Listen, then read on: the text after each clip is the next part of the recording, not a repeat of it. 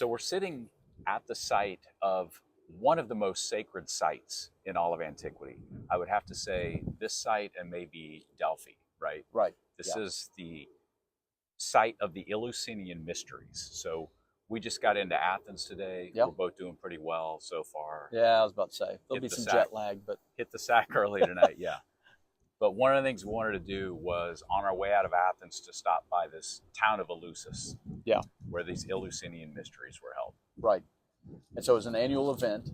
There would be a processional from Athens, from the Parthenon all the way here. It's what, 13 miles, I think. 13 miles. It goes right past the Gulf where they would bathe and purify themselves and then continue on with their journey to Eleusis. And so there's this big, obviously, the mystery of what they were being indoctrinated into or what they were being initiated into and what that consisted of. Yeah. And so that's kind of the big mystery that archaeologists really haven't gotten a clear answer from. I always say the Eleusinian Mysteries is like Fight Club, right? Because what's the first rule of Fight Club?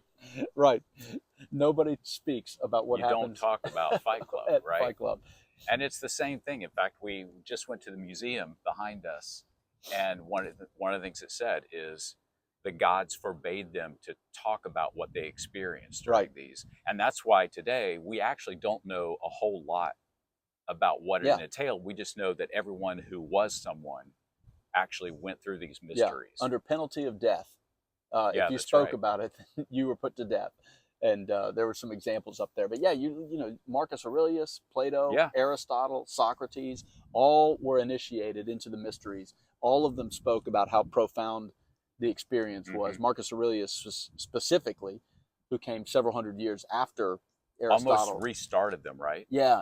And he talked about that it was one of, if not the most profound experience in his entire life. Wow. Yeah, so what in the world? What's so here? special? Yeah, it's kind of crazy. What in the world? Yeah, so right behind us would have been a huge temple. Yeah. And you just see the footprint of it right now, but it would have been a huge temple. What's also interesting as you were describing what would happen is we see all the same things that we saw last time we were in Greece, right? Right. We see a sacred way, a sacred ascent, right, to the holy place. Right. We see the cleansing of yourself. Yep. The washing and cleansing. And so we see all the same symbols. Yeah. We see over and over and over again. As soon as we saw the road, I was like, man, that reminds me of the ascent to the Parthenon, the ascent at Delphi. Yeah. And it just has that same look, and you can tell that that was an important ingredient into anything ritualistic in the ancient world. Right. Yeah. Yeah. So one of the interesting tie-ins, one of the reasons I really wanted to come here is because there is a tie-in to Ephesus. And I wrote a little bit about this, shameless book plug, A Journey Through Ephesus. Pick it up. I'll put a link in the show notes. But there is a tie-in here in a couple ways. One of the things we saw in the museum again was in one account, Athena and Artemis. Well, we should back up one and say the Eleusinian Mysteries recreates the story of Demeter and Corey. Right. Right? Right. And so in one account, Athena and Artemis accompanied Demeter to go retrieve her daughter from the underworld. Persephone was pulled into the underworld. Right. Or Corey, and yes, they escorted her into the in her mother to bring her out. Right? Yeah. So we know that in Ephesus, we were in Ephesus, there's a huge temple to Artemis. Right. So there is a tie-in there between Artemis, and actually there is a small temple to Artemis right over here, to the right of the huge temple here. So there is this tie-in as well. So let's talk for a minute about the significance, what all this represents, Demeter, Corey, and the descent to the underworld. We talked about this on another video, I think. But really, at the essence, it represents the dying and rebirth. That's what the mysteries were all about. Right.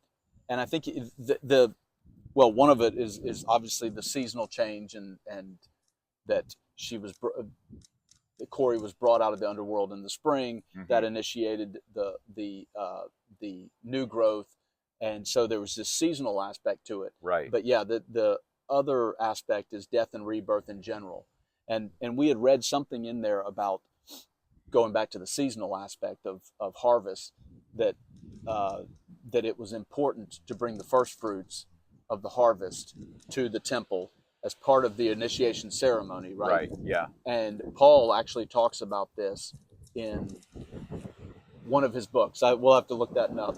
Yeah, I think Thessalonians, one of his Thessalonian letters, he mentions the idea of you being the first fruits. Right, and so that's the language that they're using, that Paul's using to speak to his Greek-speaking and Greek cultural audience, right? You know, and so they're using that, and so we'll continue with the mythological part of it, so and then we'll tie into the biblical. Yeah. So, and then obviously when Corey goes back down to the underworld because Hades kind of pulled a fast one on her, slipped a pomegranate seed, right? So she can't actually live up here in the real world. She has to spend at least part of the time down in the underworld, right? And so when Corey goes back down to the underworld, that's when fall happens. That's when everything dies. That's when winter comes. Right. And that is represented by Demeter's mourning that her daughter is stuck in the underworld, right? Correct. But the bigger theme there is this idea of death and rebirth. And so what the mysteries, what little we do know of it, is the mysteries actually what represent this idea of you have to die and then be, well, almost born again. Right. Yes. No. I caught myself even as I was just saying it. Right. Yeah. And so it's not that Christianity stole from it or borrowed from it. It's that it used that imagery that was already existing in that culture at the time. Yeah. The death and rebirth, and you have to be born again. And even there's tie-ins with the Eucharist, the Lord's Supper, with the you were reading a book initiation right rites now of that you were telling me. Yeah, you know, and so there's clearly wine involved. You drinking the wine. It's first harvest, so there's bread or something like that involved. And again, we don't know what exactly happened because it's a mystery, it's a secret, and so so we don't know specifically. But there are there's lots of overlap when we were in the museum. There's so many things I was reading, thinking, oh wow, that sounds a lot like the Lord's Supper, or that sounds a lot like what Paul was talking about in Thessalonians, or that sounds right. You know, so there's all these kind of tie-ins, and so we were discussing, is Christianity some sort of extension of the Greek myths, or is it intended to be an overlay? Because again, we were just talking about this. Yeah. In Christianity today, it's almost like if you're of a different denomination, you know, that we reject it outright. You know, if you immerse, or if you sprinkle, or if you don't believe in baptism, or some denominations believe that if you don't partake of the Lord's Supper, then you're not you're not saved. And so we kind of get in these little factions and we reject wholeheartedly. But I don't think that's what was going on back in the ancient days. I don't think it was a full-scale rejection of Greek mythology. Well, I'll let you say it. Well, because I think you said it well. I think a lot of people say, in a lot of circles, they would say, well, Christianity was clearly borrowing this from that culture. Right? Yeah, I think that's a misunderstanding. And I don't think, in fact, I think it's almost the other way around, is that there are patterns that you see in all these ancient religions. Yeah. There are patterns that you see in the way of worship. Yeah. And what Christianity did when it came along was it was saying, you guys are on the right track. Some of what you're doing, we need to reject outright. Right. But we're here to point you to the fulfillment of what you're trying to attain by doing that. Right. I think that's a better understanding of what Christianity was trying to do. Yeah. To your point, today we have a tendency to say, well, if that's not Christian, we reject it outright. And yet, this is our third time in Greece, and we see it. You can't help. You see it from as soon as you set foot, almost. Yeah. You just see the tie-in and the culture, and you go, they were pointing to something. They were actually, Paul, John were actually identifying ways that they were getting close. They just didn't quite have it. Yeah. And they were here to say, we have the answer. We have the truth. Right? Yeah. And you can see it in the writings of Paul, where Paul's saying, look, you guys are on the right track. Yeah. I respect your beliefs, you know, when it comes to, what is it in in Athens, he said, "You're clearly very religious people. You're religious people." Right. And so he's saying, I see what you're doing, and you're on the right track. It's just let me focus that orientation toward the real truth, right? The way, the truth, the life, right? And so, I don't think Paul was argumentative in the sense of saying, look, there was obviously a sexual component to the Eleusinian Mysteries, and clearly that was to be rejected right, outright. Yeah. So, but you didn't see him being so combative of the religion of the day. It was more like, you've got something here. I see what you're doing. You're grabbing something here. Let me focus that in the right direction. And so it's not that Christianity stole or even borrowed these traditions. It's that the traditions were an image of the truth, of reality. And Paul was saying, yes, you're on the right track with this. Yeah. Let's leave the orgies behind. let's keep these other aspects and focus it toward Christ's teachings. Yeah. Yeah. One more aspect of this I want to pick up, and you see it really, especially in the book of Ephesians, where Paul over and over again, he uses language like mystery, secret knowledge, hidden knowledge. Yeah. Right? Mm-hmm. And he uses it more so than he does any other letter. Right. And all that language is the language of mystery religion. And I think what's so fascinating is Paul was not afraid to frame Christianity in terms of a mystery religion. Right. Yeah. And what he says repeatedly, he says it in the book of Colossians too.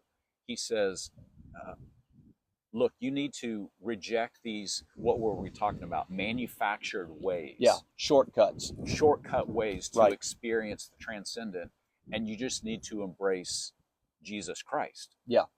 And so you see Paul several places saying, look, if you want a mystery, right? If you want to experience the transcendent, he's like, I'm offering it to you. Yeah. But it's not exactly in what you're going for right now. Right.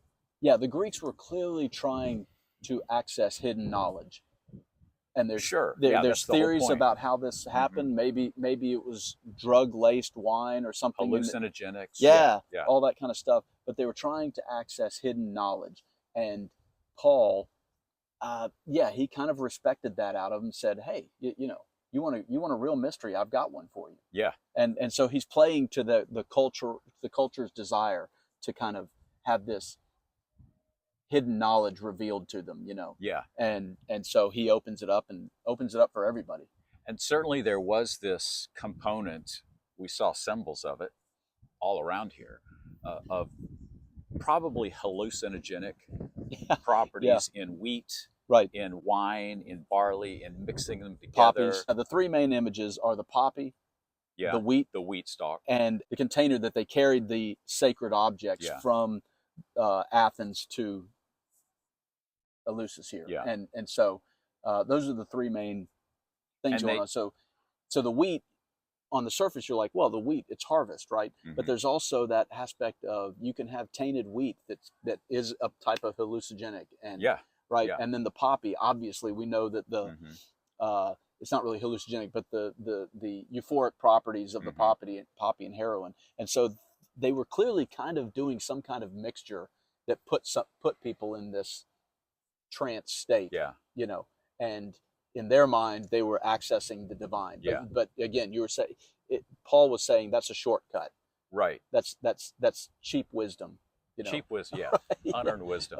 And it was this drink called kakion, and we know that's what it was called. It was this mixture that they consumed. But one last thing I'll say is, it even puts into perspective when Paul in Ephesians says, don't get drunk with wine, but be filled with the Spirit. Right. And we were talking about that last night on the plane, that, we read that and say, all right, is he saying no alcohol or don't consume too much? Don't get drunk with it. But if you're talking about this mystery religion, if you're talking about this experience, I mean, what if that idea of don't get drunk with wine was actually referring to these drinks with hallucinogenic properties? Right. I haven't been drinking it. Yeah, we're just jet lagged. Yeah, we're just jet lagged with these properties. And Paul's saying, no, that's not the path to wisdom. Right. what is the path? The Holy Spirit, right? Yeah. Be filled with the Spirit. Yeah, exactly. It just puts that verse in a completely different light, right? Yeah, and we argue about, we gripe and argue about, does that mean abstinence, total abstinence? Can you drink a little bit but just don't get drunk?